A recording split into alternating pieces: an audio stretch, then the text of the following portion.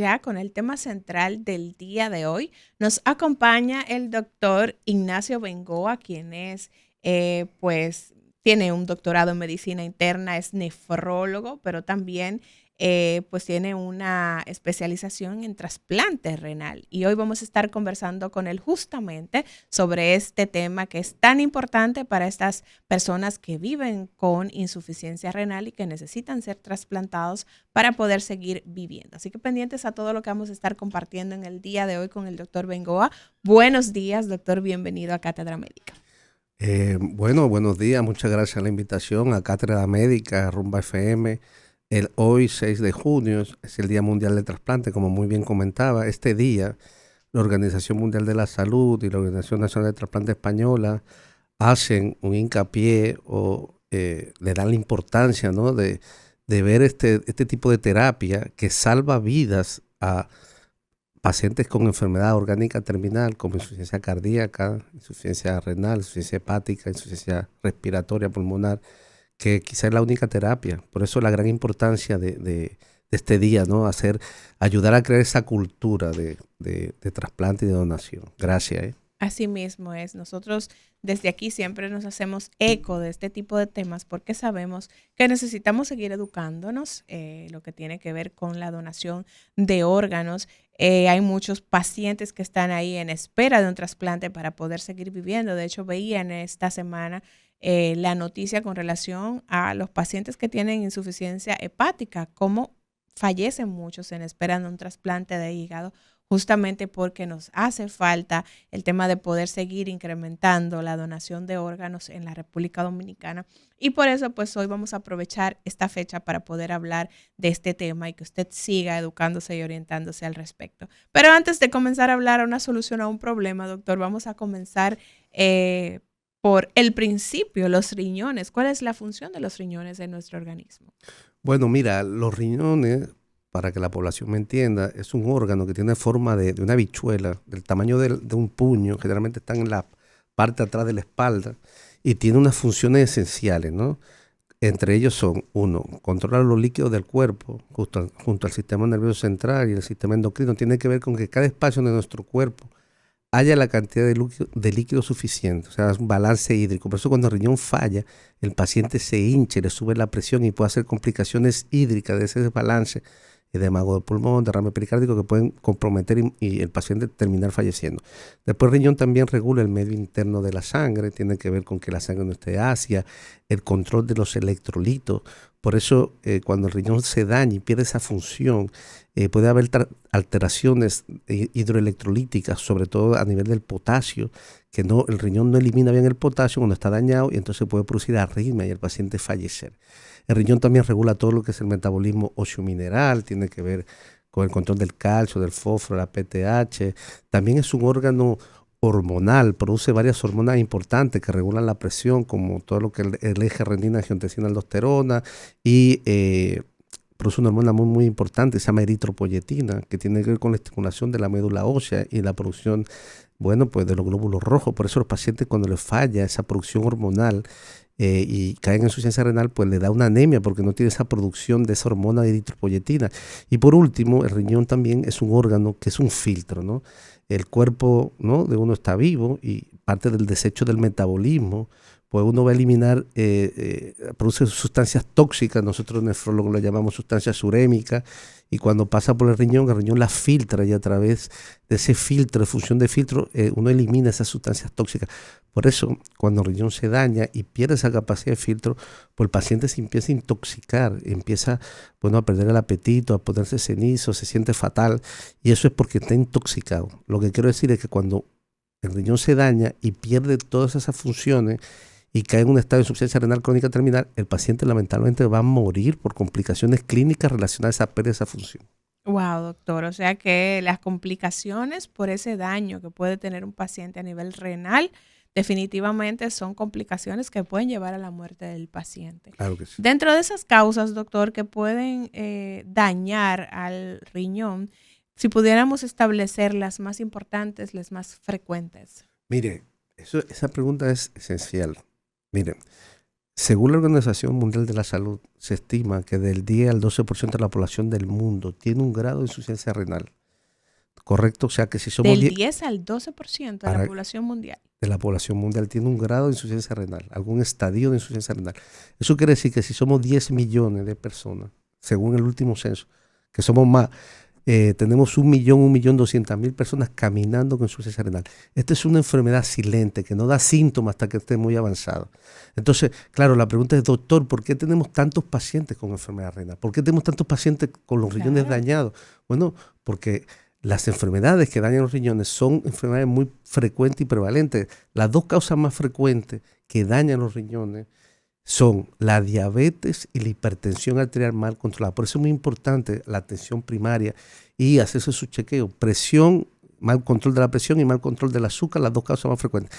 De ahí después viene la tercera causa, que son las nefropatías inmunológicas, que el sistema inmune no se sabe bien por qué se activa, factores genéticos, ambientales, quizá infecciosos, activan tu sistema inmune y entonces tu sistema inmunológico empieza a atacar el riñón. Ahí está el lupus, las glomerulonefritis, las enfermedades del tejido conectivo, bueno, enfermedades autoinmunes. Después ya la cuarta causa más frecuente son las causas obstructivas, ¿no? Tenemos los dos riñones, salen los uretes, la vejiga, la uretra, la vía urinaria, se tapó la cañería, como yo digo.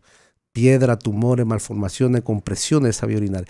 Ya después de ahí las otras causas son menos frecuentes, pero sí que existen los factores, causas genéticas, típico ahí que te dice el paciente, doctor, mire, mi mamá, de parte de mami, están todos en diálisis con problemas trasplantados, que tuve que tiene con una carga genética, enfermedad poliquística del adulto, síndrome de Alport, hiperoxaluria primaria, o también otra de las causas infecciosas, y una causa que no es tan frecuente en la literatura, pero lamentablemente en nuestro país se ve bastante, es la automedicación. Ojo con la automedicación, que hay muchos medicamentos que pueden dañar los riñones. Voy a dar un ejemplo muy frecuente, los antiinflamatorios no esteroideos, los AINES, los diclofenac. Lo que la gente se toma para los dolores, doctor. Esos son medicamentos maravillosos, pero no más de 5 o 7 veces al año, una vez al año, ¿correcto? No de forma como vitamina porque termina dañando los riñones.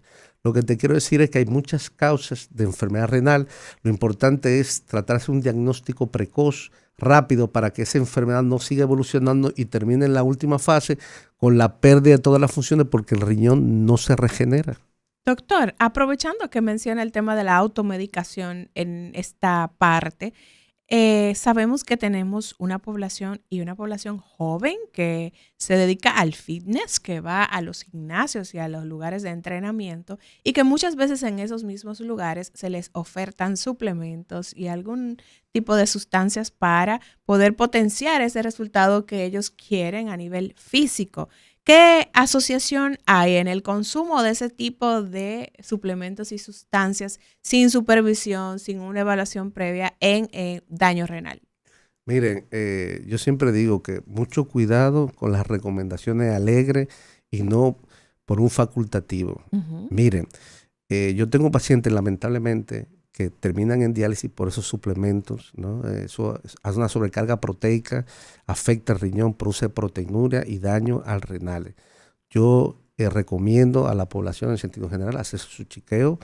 Hay especialistas, nutriólogos, nutricionistas que tienen que hacer una valoración, obviamente su médico endocrinólogo, médico internista, el que usted quiera, que se haga un chequeo antes de iniciar una dieta extrema o recomendaciones alegres. Mira, yo tengo un ejemplo típico que lo comentaba hace poco. Fíjense que se ha puesto muy de moda estos jugos verdes de salud, tomarse estos jugos verdes que todo el mundo cree que le hacen muy bien. Bueno, pues le hacen muy bien, pero hay personas que tienen alteraciones en la excreción de oxálico, ¿no? ¿Correcto? Entonces, un paciente que se toma un jugo de verde, eso está lleno de oxálico y entonces se llena de piedra. Me llega a la consulta, doctor, mire, yo era una persona sana y estoy lleno de piedra, pero lo único que he hecho es que estoy tomando un jugo que me está haciendo más bien. Bueno, pues eso es una recomendación también. Ojo con las recomendaciones, ¿bien? Eso es lo que yo quiero que la población entienda, porque mire, como comentábamos, la enfermedad renal no da síntomas hasta que el riñón está funcionando por debajo de un 30%. O sea que mucho cuidado, que mire, como hablábamos hace poco, usted del cáncer de mama, enfermedad catastrófica, la insuficiencia renal crónica terminal es una enfermedad catastrófica también considerada, porque destruye a toda la familia, la parte económica, esa carga y de altísimo costo.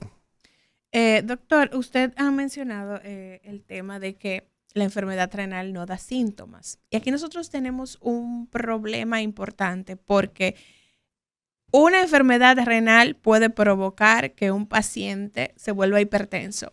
Y un paciente hipertenso, que también es una enfermedad silente, que muchas veces el paciente anda por ahí, es hipertenso y no lo conoce, puede dañar al riñón. Entonces, aquí nosotros tenemos un problema importante porque ambas enfermedades, que una puede provocar la otra, no dan síntomas. Entonces, podemos tener un paciente que cuando viene a percatarse de que algo ocurre, ya tiene una enfermedad sumamente avanzada y daños en diferentes órganos. Claro, por eso es muy importante el chequeo. Hay que hacerse un chequeo anual, todo el mundo y sobre todo los pacientes de alto riesgo de desarrollar una enfermedad cardiovascular, una enfermedad renal, ¿no? Es esencial y son con cosas muy simples, un hemograma, una creatinina, tomarle la presión, hacerse un examen de orina, porque mire, usted puede tener la creatinina, que es una forma fácil de valorar la función renal, pero si tiene proteína en orina, si tiene microhematuria, que son sangre oculta en la orina, si tiene leucocituria, que son glóbulos blancos, si tiene una sonografía que tiene muchos quistes, si tiene una sonografía que tiene una mala diferenciación córtico-medular, aunque tenga la creatinina normal y usted tiene una insuficiencia renal, estadio 1 o 2, ya veremos.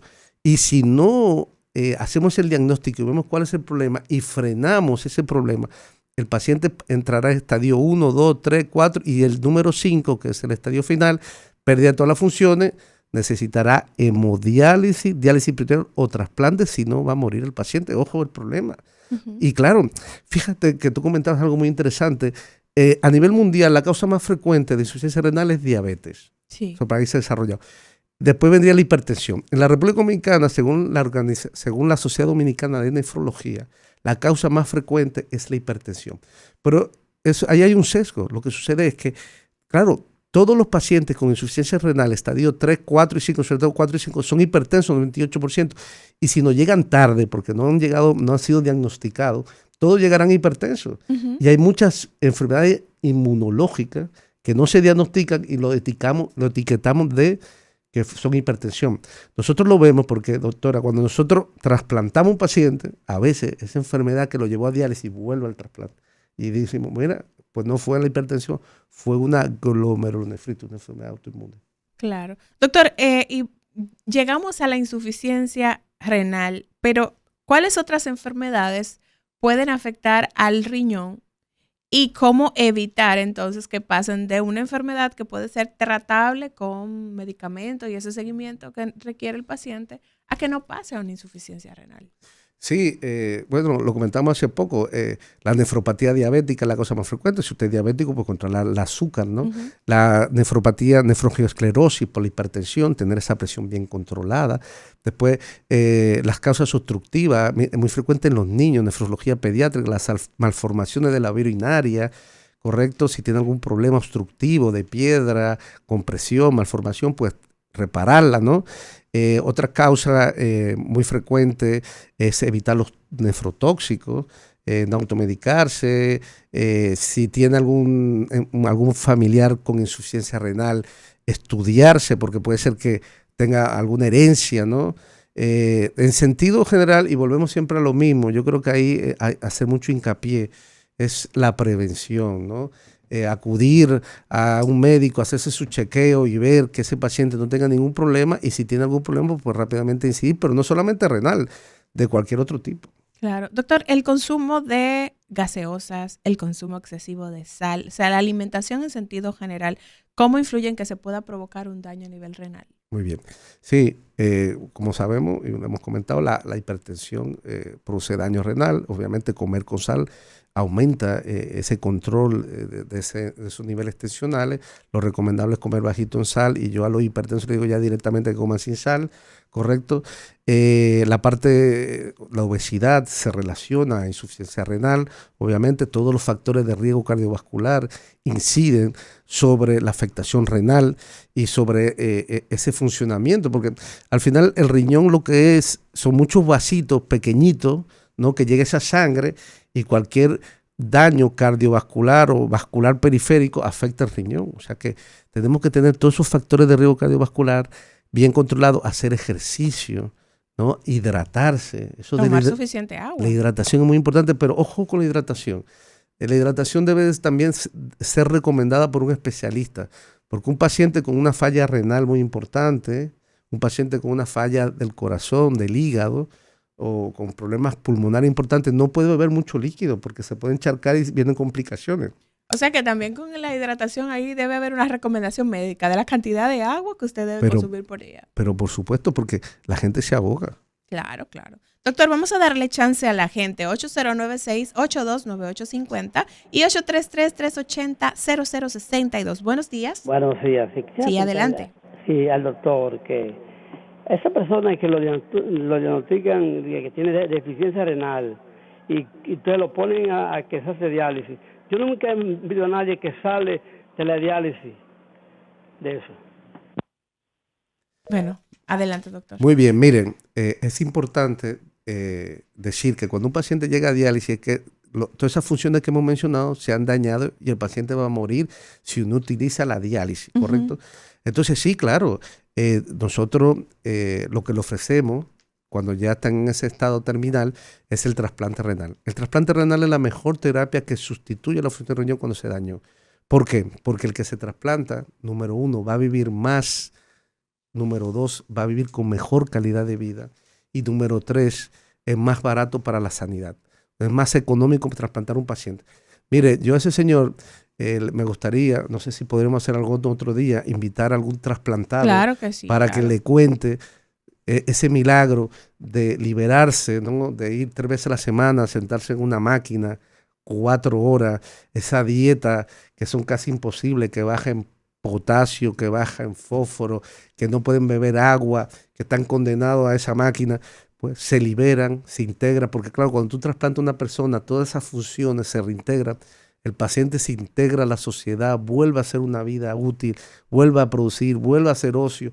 Y lo único que tiene que hacer, obviamente, es tomarse su medicación y seguir las recomendaciones. Pero, mire, doctor, cuando trasplantamos a los pacientes, doctor, mire, he vuelto a nacer. Claro, y eso lo vamos a ir explicando más adelante de todo el proceso, cómo se agota y lo que viene después del trasplante. Buenos días, Cátedra Médica. Buenos días, doctor. Sí, adelante. Una glicemia en 107, ¿se puede considerar una prediabetes? ¿Y cómo se revierte eso? Muchas gracias. Gracias a usted por su llamada, doctor. Sí, mire, la diabetes es otra de las epidemias, ¿no? Entonces, claro, ahora mismo está considerado prediabetes, habría que hacer una hemoglobina glicosilada, ¿no? Que eso es la que mide el azúcar en los últimos 3 meses. Y bueno, las recomendaciones son una dieta baja en carbohidratos, hacer ejercicio, correcto, hacerse otro control. Y bueno, yo siempre recomiendo, zapatero a sus zapatos, ir a un endocrinólogo o un diabetólogo, ¿no? Que le haga su chequeo y que le haga su estudio y que si lo diagnostica, pues seguir sus recomendaciones y usar tratamiento. Hay unos tratamientos de última generación que son maravillosos. Excelente. Doctor, entonces, pasando al tema de la diálisis, ya a propósito de esa llamada del oyente, ¿cuál es la función de la diálisis? ¿Cuándo se define que ese paciente ya debe dar este paso para poder continuar con su proceso de salud? Bueno, sí. Dentro de la diálisis hay 2 técnicas. Hay una que se llama hemodiálisis, es en la cual vamos a utilizar un catéter o una fístula arteriovenosa, que es un acceso vascular que nos va a dar un flujo y que vamos a llevarlo a una máquina que es un riñón artificial que tiene un filtro, y vamos a decir, esa máquina, para que la población me entienda, él va a limpiar la sangre y va a volver al cuerpo. Esa técnica se hace 3 veces a la semana, 4 horas. Es necesario cuando, bueno, pues el paciente, por criterios clínicos y criterios analíticos, tiene ya pérdida de esa función y su vida está comprometida. Después tenemos otra técnica que se llama diálisis peritoneal, que es que te van a poner un catéter en el abdomen. Uno en el abdomen tiene una membrana que cubre las vísceras, los órganos, se llama el peritoneo.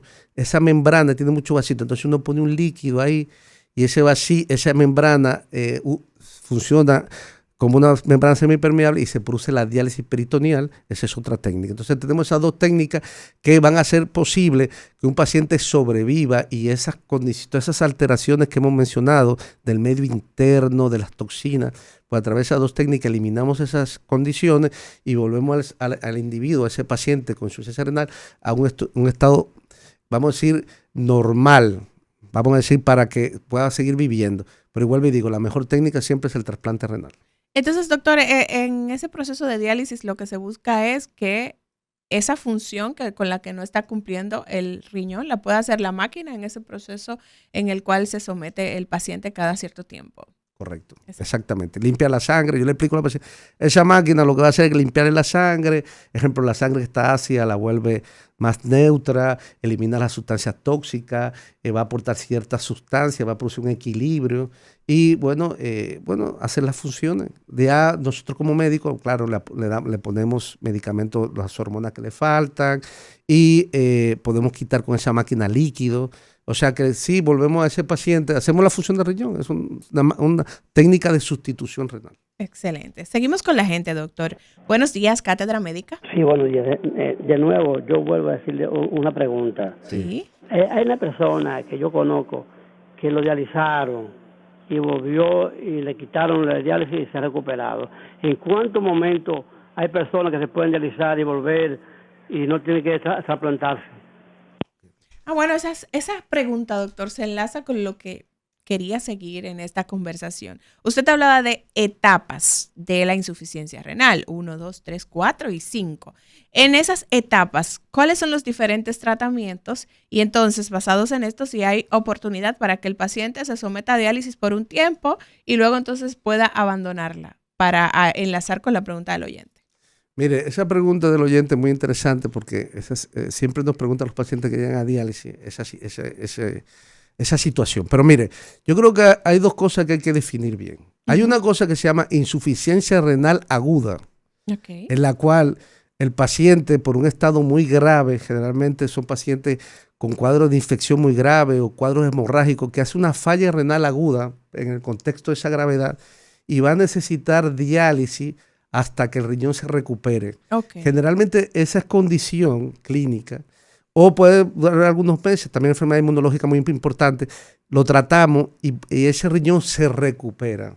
Porque la insuficiencia renal crónica se define como la pérdida de la función de forma irreversible, tanto de la función como de la estructura, por más de 3 meses y es irreversible, o sea que se dañó el riñón. Entonces, la forma aguda, pues uno mejora la condición. ¿Qué fue lo que lo agudizó? Si fue una anemia, si fue una infección, pues de todas las condiciones, el riñón se recupera. A veces necesita diálisis y cuando se recupera y el riñón empieza a hacer todas sus funciones, suspendemos la diálisis.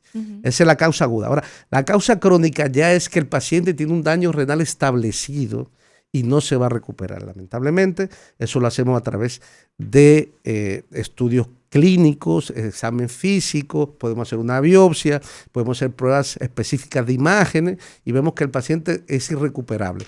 Entonces, en ese grado, pues tenemos diferentes estadios. Como usted mencionaba, el estadio 1, 2, 3 y 4, el 1 es que casi no tiene afectación.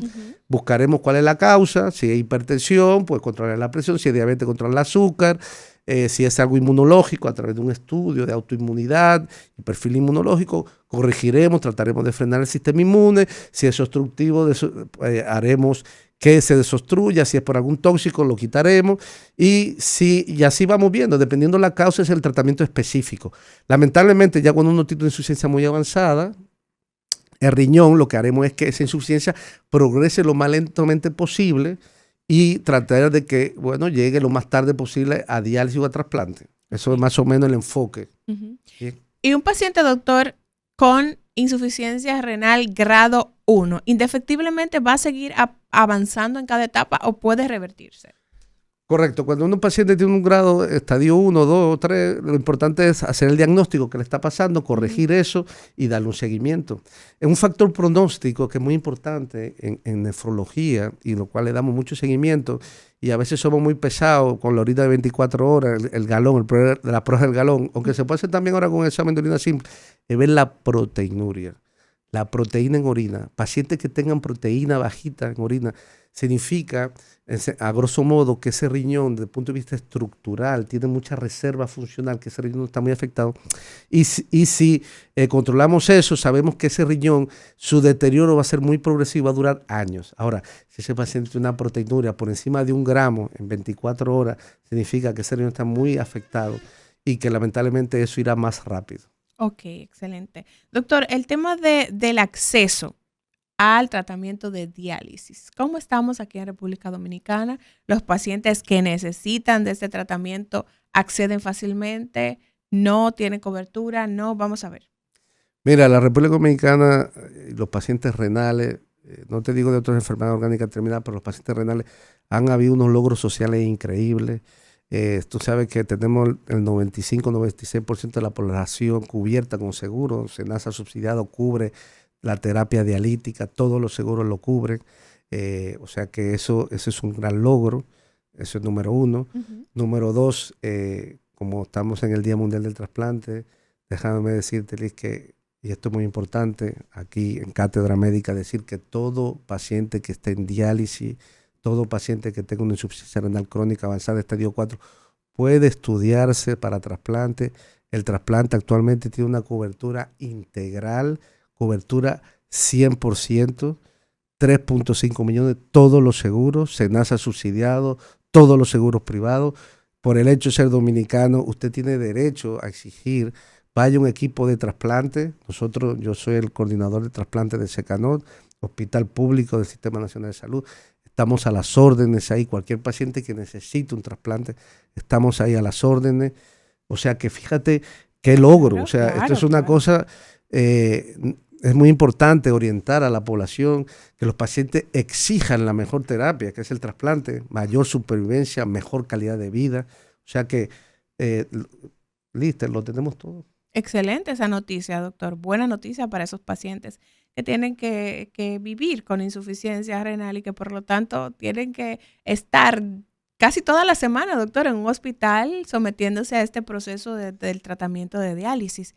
Sí, en ese sentido. Liz, mira, pero que quería terminar este concepto y la población. Claro, claro. Pero lo más importante del trasplante y el milagro del trasplante, y quiero que esto, sin donante no hay trasplante. Claro. El milagro de la donación y crear la cultura de donar. El hecho de donar y salvar la vida de una persona que fallece y hace ese amor máximo de poder salvarle la vida hasta 8 personas, ¿no? Después de su muerte, que yo sé que a veces los familiares, pero al final hay una alegría después de que uno sabe que pudo dar vida a otra persona en ese momento de dolor. Miren, eso es algo maravilloso. Sin el donante no hay trasplante. Es así. Doctor, usted ha dicho que esos pacientes que están en diálisis pueden optar por el trasplante, pero ¿son todos los pacientes dializados candidatos para ser trasplantados? ¿O hay allí algún tipo de criterio que se agota? Sí, claro. Lo importante es, si usted está recibiendo terapia dialítica o tiene una insuficiencia renal y va para diálisis, bueno, acercarse a un equipo trasplantador, ¿correcto? Que el equipo trasplantador, lo digo equipo porque es un equipo multidisciplinario, estudiaremos al paciente para ver si está apto para recibir el trasplante, el protocolo del receptor. Ese protocolo lo que vamos a hacer es estudiarlo y ver si tiene las condiciones y si no tiene ninguna contraindicación absoluta. Las contraindicaciones son 5 y son sencillas. O sea, es lo que estudiamos. Mira, 1, no puede recibir trasplante un paciente que tenga un cáncer activo. Okay. No puede recibir un trasplante un paciente que tenga una infección activa, aguda o crónica, porque lo vamos a inmunosuprimir. Y lo del cáncer también, le vamos a poner un tratamiento que se llama los inmunosupresores. Y si tiene un cáncer, pues ese tratamiento hace que sea más agresivo. Yo lo que quiero es que viva más y con mejor calidad. Infección, lo mismo, le vamos a bajar la defensa para que acepte ese órgano. Después, no puede tener ninguna enfermedad grave que contraindique la cirugía. Eso quiere decir que cuando estudiemos a ese paciente, el trasplante es una cirugía mayor, que esté en condiciones para recibir un trasplante, que no se nos muera en el quirófano, que pueda resistir la cirugía, que no tenga un problema cardíaco, hepático, de la coagulación, pulmonar, que no pueda aguantar cirugía. Y si tiene un problema, pues haremos todo lo posible por superar ese problema para trasplantarlo, porque el estudio del trasplante, hacer todo lo posible por trasplantarlo. Entonces, no puede tener cáncer, no puede tener infecciones, tiene que estar en condiciones para recibir un trasplante. Tiene que ser un paciente adherido, cumplidor al tratamiento, porque ese es el éxito del trasplante.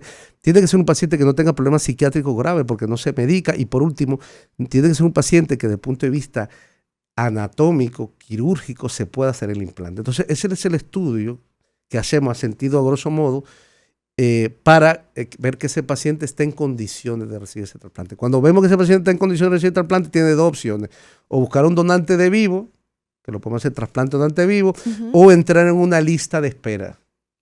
¿Correcto? Que esa lista de espera la maneja el INCOR y a través de un criterio de puntuación asigna el órgano cuando una familia se llena de amor y dona en un hospital o en una clínica que donó ese familiar. Esa puntuación me gustaría que la pudiera explicar luego de que atendamos a las inquietudes de la gente. Sí. Buenos días, Cátedra Médica. Buenos días, Liz. Adelante. Un comentario y una pregunta. Sí, adelante. Es verdad, corroboro, claro, lo que dijo el doctor, el milagro de vida, porque eso lo pasé en mi familia. Un joven que está actualmente activo, era dializado, su madre oró mucho por él, pasó COVID ya trasplantado, está excelente, un ser productivo, una maravilla, y años dializándose. La pregunta ahora es que el doctor me diga hasta qué edad uno puede donar y órganos y a dónde uno se dirige, cómo se consiguen los formularios y hasta qué edad. Excelente. Gracias por compartirnos esa experiencia y por la inquietud que va a servir de información para el resto de la audiencia. Adelante, doctor. Bueno, esa pregunta es maravillosa. Miren, no existe edad para la donación. Esto es muy importante que la población lo escuche. Déjenos a nosotros, los encargados de trasplante, tomar esa decisión. No hay edad, porque mire, yo tengo varios que tienen 65, 70, 70 y pico de años recibiendo diálisis. Y ese señor, si yo lo estudio y veo que no tiene ninguna contraindicación, que está aguantando una terapia agresiva, extracorpórea, 3 semanas, 4 horas, aguantando diálisis, pues mejor yo voy a estudiar a ese caballero y ver que no tenga ninguna de las contraindicaciones que hemos mencionado y vamos a trasplantarlo. O sea que si usted tiene 65, 70 años, hasta 80 años, pues diga que sea la donación, porque nosotros lo estudiaremos. Y si vemos cualquier duda, o sea, puede ser hipertenso, puede ser diabético, lo importante nosotros estudiaremos a ese riñón en ese momento de que lamentablemente haya fallecido, y si tenemos duda podemos hacer una biopsia a ese riñón y ver que tenemos unos criterios para elegir si se puede trasplantar o no, ¿ok? Ese es el número uno, todo el mundo puede ser donante, es una voluntad. Ahora, otra cosa es, ¿cómo uno se vuelve donante? Pues bueno, yo creo que la forma más sencilla de volverse donante es decirle a la familia, mire, sentarse en la mesa y decir, mire, si alguna vez me pasa algo, Dios quiera que no, a mí me gustaría donar, porque nosotros los coordinadores de trasplante siempre vamos a respetar la decisión de la familia en el momento en que usted tenga un carnet, ¿ok? Entonces, si usted quiere tener un carnet que es algo simbólico y que ayudará a la toma de decisión de su familia en el momento en que usted fallezca y que, bueno, tenga condiciones de donar, que si quiere podemos hablar ahora cuáles son las condiciones de donación cadavérica. Hay en el INCOR, que es el Instituto Nacional de Coordinación de Trasplante, en su página www.incor.gov.do puede entrar a esa página y puede llenar los datos y el INCOR le mandará una tarjeta que usted puede ser donante, pero todo el mundo puede ser donante en nuestro país. Excelente, doctor. Nosotros tenemos que ir a una breve pausa, pero al regreso pues tenemos algunos puntos importantes como el tema de la lista de espera, el tema de qué debemos investigar para el tema del trasplante del donante vivo, toda esa información luego de la pausa, así que ustedes pendientes, no le cambien.